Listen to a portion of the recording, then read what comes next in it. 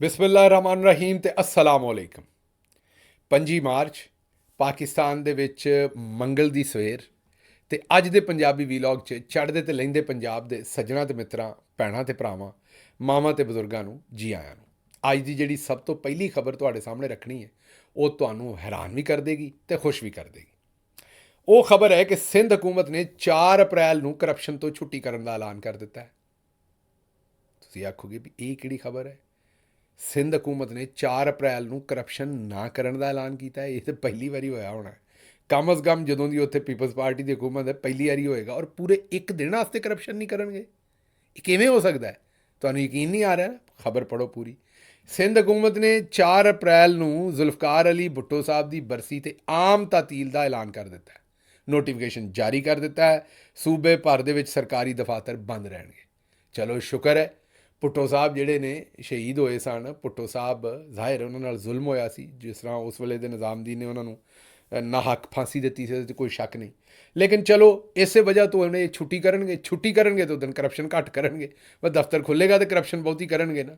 ਬਗੈਰ ਖੈਰ ਉਹਨਾਂ ਘਰ ਬੈਠਿਆਂ ਕਰ ਲੈਣੀ ਜਾਂ ਅਗਲੇ ਦਿਨ ਐਡਵਾਂਸ 'ਚ ਕਰ ਲੈਣੀ। ਉਹਨਾਂ ਨੇ ਸੌਦੇ ਜਿਹੜੇ ਉਸ ਦਿਨ ਦੇ ਨੇ ਉਹ ਉਹਨਾਂ ਨੇ ਅਗਲੇ ਦਿਨ ਐਡਵਾਂਸ 'ਚ ਕਰ ਜਾਣਗੇ।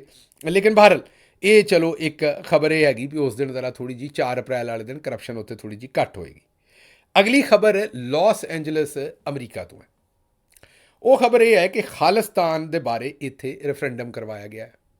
ਜਿਹੜਾ ਖਾਲਿਸਤਾਨ ਦਾ ਇੱਥੇ ਪੂਰਾ ਇੱਕ ਤਹਿਰੀਕ ਹੈ, ਉਹਨਾਂ ਸਿੱਖ ਬਰਾਦਰੀ ਜਿਹੜੀ ਡਿਫਰੈਂਟ ਜਗ੍ਹਾ 'ਤੇ ਬੈਠੀ ਹੈ, ਉਹਨਾਂ ਦਾ ਉਹ ਰੈਫਰੈਂਡਮ ਕਰਾਉਂਦੇ ਨੇ। ਕਿਉਂਕਿ ਅਮਰੀਕਾ ਜਿਹੜਾ ਹਿੰਦੁਸਤਾਨ ਹੈ, ਇੰਡੀਆ ਹੈ, ਉਹ ਕਹਿੰਦਾ ਵੀ ਸਿੱਖ ਸਾਰੇ ਜਿਹੜੇ ਨੇ ਉਹ ਸਾਡੇ ਨਾਲ ਹੀ ਰਹਿਣਾ ਚਾਹੁੰਦੇ ਨੇ।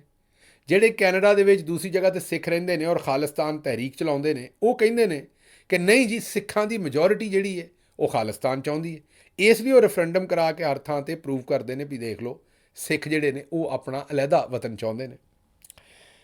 ਲਾਸ ਐਂਜਲਸ ਜਿਹੜੀ ਖਾਲਿਸਤਾਨ ਦਾ ਰੈਫਰੈਂਡਮ ਹੋਇਆ ਉਹਦੇ 'ਚ 35,000 ਸਿੱਖਾਂ ਨੇ ਵੋਟ ਦਿੱਤਾ ਅਤੇ ਜ਼ਾਹਿਰ ਹੈ ਉਹਦੇ ਵਿੱਚ ਮੈਜੋਰਿਟੀ ਨੇ ਕਿਹਾ ਵੀ ਨਹੀਂ, ਸਾਨੂੰ ਆਪਣੇ ਹਕੂਕ ਚਾਹੀਦੇ ਨੇ। ਅਤੇ ਉਹਨਾਂ ਦੇ ਵਿੱਚ ਜਿਹੜੇ ਪੰਨੂ ਸਾਹਿਬ ਨੇ, ਉਹਨਾਂ ਦੇ ਸਰਪੰਚ ਨੇ ਜਿਹੜੇ ਜਾਂ ਰੂਏ ਰਵਾਂ ਨੇ ਇਸ ਪੂਰੀ ਤਹਿਰੀਕ ਦੇ, ਉਹਨਾਂ ਕਿਹਾ ਵੀ ਹੁਣ ਅਗਲਾ ਰੈਫਰੈਂਡਮ 17 ਅਗਸਤ ਨੂੰ ਵੱਡਾ ਤਗੜਾ ਰੈਫਰੈਂਡਮ ਜਿਹੜਾ ਉਹ ਵਾਸ਼ਿੰਗਟਨ DC 'ਚ ਅਸੀਂ ਕਰਾਉਣਾ ਹੈ।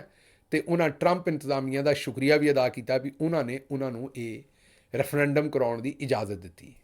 ਹੁਣ ਇੱਕ ਪਾਸੇ ਤਾਂ ਇਹ ਕੰਮ ਹੋਣ ਡਿਆ ਅਤੇ ਦੂਜੇ ਪਾਸੇ ਹਿੰਦੁਸਤਾਨ ਵਾਲਿਆਂ ਦੇ ਸੀਨੇ 'ਤੇ ਮੂੰਗ ਦਲੀ ਜਾ ਰਹੀ ਹੈ। ਤੁਹਾਨੂੰ ਪਤਾ ਹੈ ਵੀ ਉਹ ਤਾਂ ਉਸਲ ਵੱਟੇ ਲੈਣ ਡਏ ਹੋਣੇ ਨੇ ਵੀ ਇਹ ਕੀ ਬਣ ਗਈਆਂ। ਉੱਤੋਂ ਅਮਰੀਕਾ ਦੇ ਵਿੱਚ ਇੱਕ ਵੈਸਟ ਕੋਸਟ ਦੇ ਵਿੱਚ ਰੈਫਰੈਂਡਮ ਕਰਾ ਦਿੱਤਾ ਹੈ ਲਾਸ ਐਂਜਲਸ, ਦੂਜਾ ਹੁਣ ਈਸਟ ਕੋਸਟ 'ਤੇ ਕਰਵਾ ਦੇਣਗੇ ਅਤੇ ਪਿੱਛੇ ਤਾਂ ਕੋਈ ਸ਼ਹਿ ਨਾ ਰਹੀ। ਕੈਨੇਡਾ 'ਚ ਪਹਿਲਾਂ ਹੀ ਉਹਨਾਂ ਕਰਵਾਏ ਸਨ, ਲੰਦਨ ਦੇ ਵਿੱਚ ਫਿਰ ਕਰਵਾ ਦੇਣਗੇ।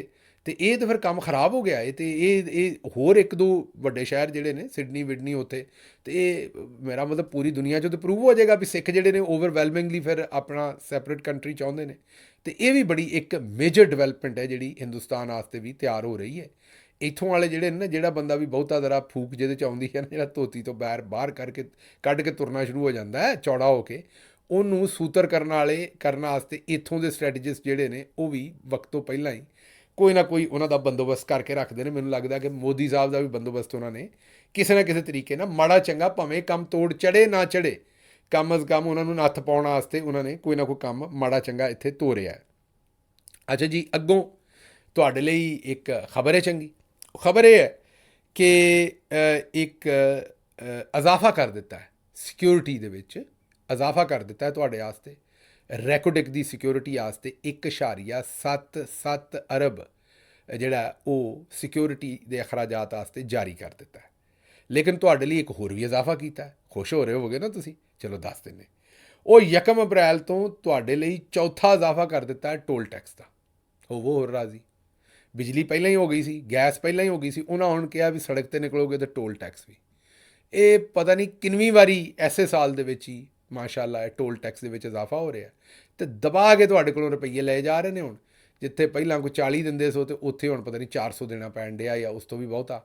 ਮਤਲਬ ਚੰਗਾ ਭਰਵਾਂ ਕਿਸਮ ਦਾ ਇਹ ਵੱਡੀ ਗੱਡੀ ਦਾ ਟੋਲ ਜਿਹੜਾ ਇਹ ਮੇਰੇ ਸਾਹਮਣੇ ਲਿਖਿਆ ਆ ਰਿਹਾ 5,750 ਰੁਪਈਏ 1 ਅਪ੍ਰੈਲ ਤੋਂ ਕਰ ਦਿੱਤਾ।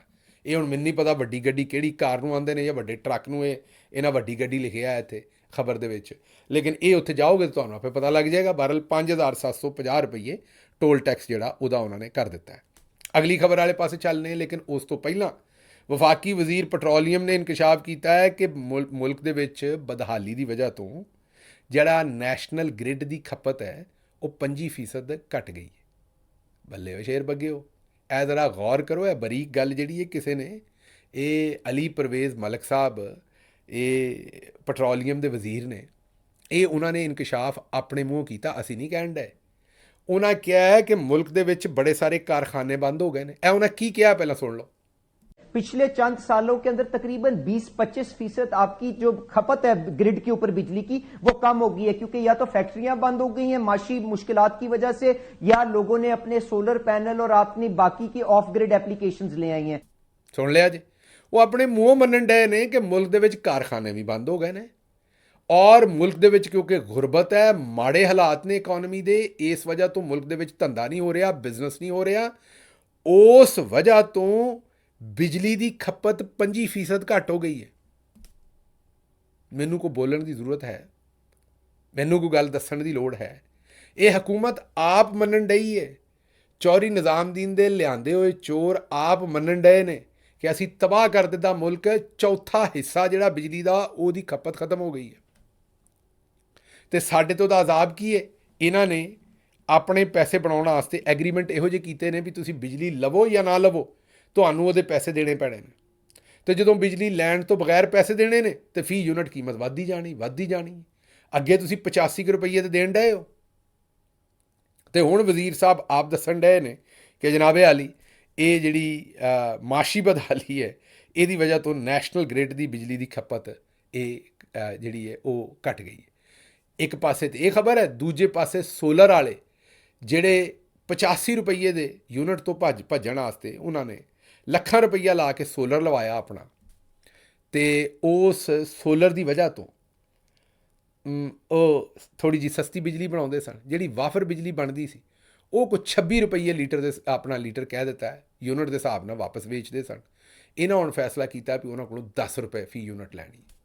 ਉਹਨਾਂ ਦੀ ਬਿਜਲੀ 10 ਰੁਪਏ ਤੇ ਆਪਣੀ ਬਿਜਲੀ 85 ਰੁਪਏ। ਨਹੀਂ, ਉਹਨਾਂ ਦੀ ਬਿਜਲੀ ਨੰਗੀ ਹੈ, ਜਾਂ ਉਹਨਾਂ ਦੀ ਬਿਜਲੀ ਜਿਹੜੀ ਉਹਦਾ ਕਰੈਕਟਰ ਠੀਕ ਨਹੀਂ ਹੈ, ਜਾਂ ਉਹਨਾਂ ਦੀ ਬਿਜਲੀ ਜਿਹੜੀ ਉਹ ਭੱਜ ਗਈ ਹੈ, ਜਾਂ ਮੇਰਾ ਮਤਲਬ ਕੀ ਮਸਲਾ ਹੈ ਉਹਦਾ। ਉਹਨਾਂ ਦੀ ਬਿਜਲੀ ਕੋਈ ਨਸ਼ੇ 'ਤੇ ਲੱਗੀ ਹੈ, ਕੋਈ ਪੜ੍ਹੀ, ਉਹਨੇ ਗ੍ਰੈਜੂਏਸ਼ਨ ਨਹੀਂ ਕੀਤੀ, ਉਹਦੇ ਕੋਲ ਡਿਗਰੀ ਘੱਟ ਹੈ, ਉਹ ਸ਼ਰੀਫ ਖਾਨਦਾਨ, ਮੇਰਾ ਮਤਲਬ ਤਰ੍ਹਾਂ ਕੋਈ ਬੜੀ ਵੱਡੇ ਖਾਨਦਾਨ ਤੋਂ ਨਹੀਂ ਉਹ ਬਿਜਲੀ। ਕੀ ਰੌਲਾ ਹੈ? ਮਤਲਬ ਮੇਰੀ ਸਮਝ ਤੋਂ ਬਾਹਰ ਹੈ ਵੀ ਤੁਹਾਡੀ ਬਿਜਲੀ 85 ਦੀ ਯੂਨਿਟ, ਉਹਨਾਂ ਦੀ ਬਿਜਲੀ 10 ਦੀ। ਵਾਹ ਵਾਹ ਵਾਹ ਵਾਹ, ਮਤਲਬ ਮੇਰਾ ਮਤਲਬ ਹੈ ਚੋਰਾਂ ਦੇ ਕੱਪੜੇ, ਲਾਠੀਆਂ ਦੇ ਗਜ਼। ਮੈਂ ਹੈਰਾਨ ਹਾਂ ਵੀ ਇਹ ਨਾ ਇੱਕ ਏਡੇ ਬੇਸ਼ਰਮ ਨੇ, ਲੇਕਿਨ ਹੈ ਨੇ, ਔਰ ਬੜੇ ਢਿਠਾਈ ਨਾਲ ਨੇ। ਅੱਛਾ ਜੀ, ਇਸਲਾਮਾਬਾਦ ਹਾਈ ਕੋਰਟ ਨੇ ਅਹਿਮਦ ਫਰਾਦ ਸਾਹਿਬ ਦੀ ਅਹਿਲੀਆ ਸਾਦੀਆ ਫਰਾਦ ਸਾਹਿਬਾਂ ਨੂੰ 1 ਲੱਖ ਦੇ ਮੁਸ਼ਲਕਿਆਂ ਦੇ ਉੱਤੇ ਜ਼ਮਾਨਤ ਦੇ ਦਿੱਤੀ ਹੈ। ਅਤੇ ਤੁਹਾਨੂੰ ਪਤਾ ਇਹਨਾਂ ਦੇ ਉੱਤੇ ਕਤਲ ਦਾ ਮੁਕੱਦਮਾ ਬਣਾਇਆ ਸੀ, ਔਰ ਇਹਨਾਂ ਨੂੰ ਨਾਹੱਕ 3-4 ਮਹੀਨੇ ਜੇਲ੍ਹ 'ਚ ਰੱਖਿਆ ਹੈ। ਅਹਿਮਦ ਫਰਾਦ ਸਾਹਿਬ ਦਾ ਟਵਿੱਟਰ ਅਕਾਊਂਟ ਬੰਦ ਕਰਵਾਇਆ ਉਹਨਾਂ ਨੂੰ। ਹੁਣ ਵੇਖੋ, ਇਹ ਤੇ ਕੋਈ ਚੌਧਰੀ ਸਾਹਿਬ, ਇਹਦੇ ਨਾਲੋਂ ਚੰਗਾ ਸੀ ਤੁਸੀਂ ਹਾਰ ਹੀ ਮੰਨ ਲੈਂਦੇ। ਲੋਕਾਂ ਦੀਆਂ ਜ਼ਨਾਨੀਆਂ ਨੂੰ ਗ੍ਰਿਫਤਾਰ ਕਰਾ ਕੇ ਉਹਨਾਂ ਦੇ ਉੱਤੇ ਜਾਲੀ ਕਤਲ ਦੇ ਮੁਕੱਦਮੇ ਬਣਾ ਕੇ ਤੇ ਫਿਰ ਉਹਨਾਂ ਦੇ ਟਵਿੱਟਰ ਅਕਾਊਂਟ ਬੰਦ ਕਰਾਉਣੇ, ਫਿਰ ਉਹਨਾਂ ਨੂੰ ਆਪਣਾ, ਮੇਰਾ ਮਤਲਬ ਹੈ ਕਿ ਆਪਣੇ ਸਾਹਮਣੇ ਫਤਹ ਕਰਨ ਦੀ ਕੋਸ਼ਿਸ਼ ਕਰਨਾ, ਬੜਾ ਜ਼ੁਲਮ ਹੈ। ਲੇਕਿਨ ਬਹਰਹਾਲ ਜੀ, ਇਹਨਾਂ ਨੂੰ ਕਈ ਮਹੀਨੇ ਜਾਲੀ ਜੇਲ੍ਹ 'ਚ ਰੱਖਣ ਦੇ ਬਾਅਦ, ਜਾਲੀ ਤਾਂ ਨਹੀਂ ਮਤਲਬ ਜੇਲ੍ਹ 'ਚ ਤਾਂ ਅਸਲ ਰੱਖਿਆ, ਲੇਕਿਨ ਜਾਲੀ ਮੁਕੱਦਮੇ 'ਚ ਇਹਨਾਂ ਨੂੰ ਹੁਣ ਰਿਹਾ ਕੀਤਾ। ਬੜੀ ਅਫਸੋਸਨਾਕ ਗੱਲ ਹੈ, ਬੜੀ ਸ਼ਰਮਨਾਕ ਗੱਲ ਹੈ, ਔਰ ਬੜੇ ਜ਼ੁਲਮ ਦੀ ਗੱਲ ਹੈ, ਮੈਂ ਇਹੀ ਗੱਲ ਕਹਾਂਗਾ। ਅੱਛਾ ਜੀ, ਅੱਗੋਂ ਨਜਮ ਸੇਠੀ ਸਾਹਿਬ ਆਉਂਦੇ ਨੇ ਵੀ ਇਮਰਾਨ ਖਾਨ ਨੂੰ ਗੱਲ ਮਨਵਾਉਣ ਦਾ ਇੱਕ ਹੀ ਤਰੀਕਾ ਹੈ, ਇੱਕ ਹੀ ਹੱਲ ਹੈ, ਔਰ ਉਹ ਹੱਲ ਹੈ ਕਿ ਬੁਸ਼ਰਾ ਬੀਬੀ ਨਾਲ ਮੁਜ਼ਾਕਰਾਤ ਕਰੋ। ਬੁਸ਼ਰਾ ਬੀਬੀ ਨੂੰ ਗੱਲ ਮਨਵਾਓ ਅਤੇ ਫਿਰ ਇਮਰਾਨ ਖਾਨ ਨਾਲ ਗੱਲ ਬਣ ਜਾਏਗੀ। ਇਹ ਕੋਈ ਤੁਸੀਂ ਨਵੀਂ ਗੱਲ ਦੱਸਣ ਡਏ ਹੋ ਸਰਕਾਰ? ਇਹੀ ਗੱਲ ਸੋਚ ਕੇ ਉਹਨਾਂ ਨੇ ਬੁਸ਼ਰਾ ਬੀਬੀ ਸਾਹਿਬ ਅੱਜ ਇਸ ਵੇਲੇ ਜੇਲ੍ਹ ਤੋਂ ਬਾਹਰ ਸਨ, ਅਤੇ ਜ਼ਾਹਿਰ ਹੈ ਕੋਸ਼ਿਸ਼ ਕੀਤੀ ਹੋਏਗੀ, ਕਿਹੜਾ ਨਹੀਂ ਕੀਤੀ ਹੋਏਗੀ। ਲੇਕਿਨ ਤੁਹਾਨੂੰ ਇਹ ਲੱਗਦਾ ਹੈ ਕਿ ਅਗਰ ਬੁਸ਼ਰਾ ਬੀਬੀ ਨੇ ਕੰਪਰੋਮਾਈਜ਼ ਕਰਨਾ ਹੁੰਦਾ ਤਾਂ ਉਹ ਪਹਿਲਾਂ ਜੇਲ੍ਹ ਕੱਟਦੀ ਜਾਂ ਹੁਣ ਜੇਲ੍ਹ ਕੱਟਣ ਡਈ ਹੁੰਦੀ? ਜਿਹਨੇ ਕੰਪਰੋਮਾਈਜ਼ ਕਰਨਾ ਉਹ ਕੰਪਰੋਮਾਈਜ਼ ਕਰ ਲੈਂਦਾ। ਨਵਾਜ਼ ਸ਼ਰੀਫ ਸਾਹਿਬ ਕਰਕੇ ਨਿਕਲ ਨਹੀਂ ਸੀ ਗਏ, ਅਤੇ ਬੁਸ਼ਰਾ ਬੀਬੀ ਮੈਨੂੰ ਕੰਪਰੋਮਾਈਜ਼ ਕਰਦੀ ਹੋਈ ਨਜ਼ਰ ਨਹੀਂ ਆਉਂਦੀ। ਇਸ ਲਈ ਨਜਮ ਸੇਠੀ ਸਾਹਿਬ, ਤੁਹਾਡਾ ਇਹਦੇ ਵਿੱਚ ਮੈਨੂੰ ਕੋਈ ਜਿਹੜਾ ਨਾ ਉਹ ਮਸ਼ਵਰਾ ਜਿਹੜਾ ਹੈ ਇਸਟੈਬਲਿਸ਼ਮੈਂਟ ਨੂੰ, ਜਿਹੜਾ ਜਰਨੈਲਾਂ ਨੂੰ ਦੇ ਰਹੇ, ਉਹਦਾ ਕੋਈ ਫਾਇਦਾ ਹੁੰਦਾ ਮੈਨੂੰ ਨਜ਼ਰ ਨਹੀਂ ਆ ਰਿਹਾ। ਅੱਛਾ ਜੀ, ਹੁਣ ਚੱਲਦੇ ਹਾਂ ਅਗਲੀ ਖਬਰ ਵਾਲੇ ਪਾਸੇ। ਅਗਲੀ ਖਬਰ ਇੰਜੀਨੀਅਰ ਮੁਹੰਮਦ ਅਲੀ ਮਿਰਜ਼ਾ ਸਾਹਿਬ ਨੇ ਕਿਹਾ ਹੈ ਕਿ ਮਰੀਮ ਨਵਾਜ਼ ਆਪਣੀ ਤਕਰੀਰ ਦਾ ਹਰ ਲਫ਼ਜ਼ ਲਾਜਿਕ ਤੇ ਦਲੇਰੀ ਨਾਲ ਬਿਆਨ ਕਰਦੀ ਹੈ ਤੇ ਮੈਨੂੰ ਇਸ ਵਜ੍ਹਾ ਤੋਂ ਬੜੀ ਪਸੰਦ ਹੈ। ਇਸ ਤੋਂ ਪਹਿਲਾਂ ਸ਼ਹਜ਼ਾਦ ਅਕਬਰ ਸਾਹਿਬ ਨੇ ਕਿਹਾ ਸੀ ਕਿ ਆਰਮੀ ਚੀਫ ਸਾਹਿਬ ਕਹਿੰਦੇ ਨੇ ਕਿ ਇੱਕ ਤਾਂ ਤਕਰੀਰ ਬਹੁਤ ਅੱਛਾ ਕਰਦੀ ਤੇ ਦੂਜਾ ਆਪਣੇ ਆਪ ਨੂੰ ਕੈਰੀ ਬਹੁਤ ਅੱਛਾ ਕਰਦੀ। ਚਲੋ ਹੁਣ ਮੁਹੰਮਦ ਅਲੀ ਮਿਰਜ਼ਾ ਸਾਹਿਬ ਤੇ ਆਰਮੀ ਚੀਫ ਸਾਹਿਬ ਦੀ ਬਿਲਕੁਲ ਜਿਹੜੀ ਸੋਚ ਹੈ ਉਹ ਮਾਸ਼ਾਅੱਲਾ ਇੱਕੋ ਹੀ ਹੈ। ਇਹ ਬੜੀ ਚੰਗੀ ਗੱਲ ਹੈ। ਅੱਗੇ ਚੱਲਨੇ ਜਨਾਬ, ਅਗਲੀ ਖਬਰ ਜਿਹੜੀ ਹੈ ਉਹ ਤੁਹਾਨੂੰ ਵੀ ਹੈਰਾਨ ਕਰ ਦੇਗੀ ਤੇ ਤੁਹਾਨੂੰ ਪਰੇਸ਼ਾਨ ਵੀ ਕਰ ਦੇਗੀ। ਉਹ ਇਹ ਹੈ ਕਿ 25,000 ਫਕੀਰ ਜਿਹੜੇ ਨੇ, ਹਾਂਜੀ 25,000 ਫਕੀਰ ਉਹ ਸਾਊਦੀ ਅਰਬ ਤੋਂ ਗ੍ਰਿਫਤਾਰ ਕੀਤੇ ਨੇ ਇਹ ਰਮਜ਼ਾਨ ਦੇ ਵਿੱਚ ਹੀ। ਕਿੰਨੇ? 25,000। ਔਰ ਉਹਨਾਂ ਦੇ ਵਿੱਚੋਂ ਮੈਜੋਰਿਟੀ ਪਾਕਿਸਤਾਨੀਆਂ ਦੀ ਹੈ ਨਾ। ਸਾਡੇ ਵਾਸਤੇ ਕਿੱਡੇ ਆਜ਼ਾਜ਼ ਦੀ ਗੱਲ। ਇਹ ਉੱਥੇ ਮੰਗਣ ਡਏ ਸਨ, ਉਹਨਾਂ ਨੇ ਗ੍ਰਿਫਤਾਰ ਕਰਕੇ ਮਾਫੀ ਮੰਗ ਕੇ ਪਿੱਛੇ ਤੋਰਨ ਡਏ ਨੇ ਵੀ ਯਾਰ ਇੱਥੇ ਏਡਾ ਰਸ਼ ਨਾ ਪਾਓ, ਤੁਹਾਡੀ ਮਿਹਰਬਾਨੀ। ਮੰਗਣ ਵਾਲਾ ਥਾਂ ਨਹੀਂ, ਇਬਾਦਤ ਹਾਂ ਮੰਗਣ ਵਾਲਾ ਪਰ ਦੁਆਵਾਂ ਮੰਗਣ ਵਾਲਾ। ਇਸ ਕੰਮ ਨੂੰ ਨਾ ਆਓ। ਬਹਰਹਾਲ ਇਹ ਇੱਕ ਸਾਡੇ ਲਈ ਨਵਾਂ ਅਜ਼ਾਬ ਬਣਿਆ। ਪਹਿਲਾਂ ਸਾਨੂੰ ਲੋਕੀ ਜੋ ਵੀ ਆਉਂਦੇ ਸਨ ਹੁਣ ਕਿਤੇ ਮੰਗਤਾ ਨਾ ਕਹਿਣਾ ਸ਼ੁਰੂ ਕਰ ਦੇਣ ਪੂਰੀ ਦੁਨੀਆ ਦੇ ਵਿੱਚ। ਸਾਡਾ ਪਾਸਪੋਰਟ ਵੇਖਣ, ਸਾਨੂੰ ਵੇਖਣ ਤੋਂ ਪੁੱਛਣ ਮੰਗਣ ਤਾਂ ਨਹੀਂ ਆਇਆ ਇੱਥੇ। ਵੈਸੇ ਸਾਡਾ ਵਜ਼ੀਰ ਆਜ਼ਮ ਜਿਹੜਾ ਮੌਜੂਦਾ ਉਹ ਤਾਂ ਇਹੀ ਕੰਮ ਕਰਨ ਜਾਂਦਾ ਔਰ ਆਂਦਾ ਵੀ ਅਭੀ मांगने नहीं आया। लेकिन की आख्या सी जरा सुन लो। जब मैं आया हूं तो आप समझेंगे शायद ये मांगने आया है। मैं मांगने नहीं आया, लेकिन मजबूरी है। ਚਲੋ ਖੈਰ ਅੱਗੇ ਚੱਲਦੇ ਹਾਂ ਜਨਾਬ। ਇਹ ਜ਼ਰਾ ਹੁਣ ਪਾਕਿਸਤਾਨ 'ਚ ਆਮ ਲੋਕਾਂ ਦੇ ਹਾਲਾਤ ਕੀ ਨੇ ਵੇਖ ਲਓ ਗੁਰਬਤ ਨਾਲ, ਤੇ ਉਹ ਉੱਤੇ ਤੁਹਾਨੂੰ ਵਜ਼ੀਰ ਪੈਟਰੋਲੀਅਮ ਨੇ ਗੱਲ ਦੱਸ ਹੀ ਦਿੱਤੀ ਹੈ। ਤੇ ਇਹਨਾਂ ਦੇ ਸ਼ਸ਼ਕੇ ਸੁਣ ਲਓ ਜਿਹੜੇ ਕਰਦੇ ਨੇ। ਇਹ ਇੱਕ ਪੈਟਰੋਲ ਪੰਪ ਹੈ, ਇੱਥੇ ਜਵਾਨ ਨੇ ਪੈਟਰੋਲ ਪਵਾਇਆ ਹੈ ਤੇ ਉੱਥੋਂ ਪੈਟਰੋਲ ਪਾਉਣ ਤੋਂ ਬਾਅਦ ਸ਼ਾਇਦ ਪੈਸੇ ਨਹੀਂ ਹੋਣਗੇ, ਜ਼ਾਹਿਰ ਹੈ ਵਿਚਾਰੇ ਦੇ ਕੋਲ। ਵਿਚਾਰਾ ਤਾਂ ਨਹੀਂ ਕਹਿਣਾ ਚਾਹੀਦਾ, ਖੈਰ ਵਿਚਾਰੇ ਤੇ ਉਹ ਨੇ ਜਿਹਨਾਂ ਦਾ ਪੈਟਰੋਲ ਲੈ ਕੇ ਭੱਜ ਗਿਆ। ਲੇਕਿਨ ਬਹਰਹਾਲ ਦੋਵੇਂ ਵਿਚਾਰੇ ਹੀ ਨੇ। ਤੇ ਉਹ ਕਿੱਡਾ ਕਿ ਵੀ ਵੱਡਾ ਚੋਰ ਹੋਏਗਾ ਜਿਹੜਾ ਪੈਟਰੋਲ ਦਾ ਚੋਰ ਹੈ ਵਿਚਾਰਾ, ਕਿ ਉਹ 8-10 ਲੀਟਰ ਜਿਹੜਾ ਪੈਟਰੋਲ ਹੈ ਉਹ ਲੈ ਕੇ ਉਹ ਦੌੜਿਆ ਵਿਚਾਰਾ। 8-10 ਲੀਟਰ ਦਾ ਇਹੀ ਹੈ ਨਾ ਕਿ ਮੇਰੇ ਖਿਆਲ 2-2.5 ਹਜ਼ਾਰ ਰੁਪਈਏ ਦਾ ਹੋਏਗਾ ਅਗਰ ਫੁੱਲ ਟੈਂਕ ਵੀ ਉਹਨੇ ਕਰਾਇਆ ਹੋਏਗਾ। ਤੇ ਉਹ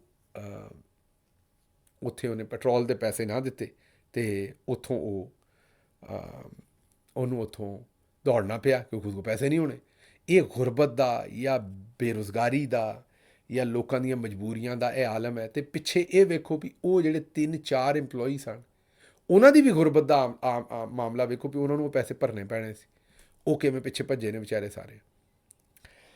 ਸਾਡੇ ਹੁਕਮਰਾਨ ਨੇ ਮਾਮਲੇ ਨੂੰ ਕਿਹੜੇ ਪਾਸੇ ਲੈ ਆਏ ਨੇ ਇਹ ਸਾਨੂੰ ਨਹੀਂ ਪਤਾ। ਦੂਜੇ ਪਾਸੇ ਪੁੱਤਰ ਨੂੰ ਉਰਦੂ ਬੋਲਣੀ ਨਹੀਂ ਆਉਂਦੀ, ਅੱਬਾ ਜੀ ਕੋਲੋਂ ਪੜ੍ਹੀ ਨਹੀਂ ਜਾਂਦੀ, ਮਸਲਤ ਕਰਨ ਵਾਲਿਆਂ ਨੂੰ ਕੋਈ ਅਕਲ ਨਹੀਂ ਆਉਣ ਡਈ, ਤੇ ਇਹਨਾਂ ਦੇ ਜਿਹੜੇ ਸਪੋਰਟਰ ਨੇ ਉਹਨਾਂ ਨੂੰ ਹਿਆ ਨਹੀਂ ਆਉਣ ਡਈ ਜਿਹੜੇ ਇਹਨਾਂ ਨੂੰ ਵੋਟ ਦੇਈ ਆਉਂਦੇ ਨੇ।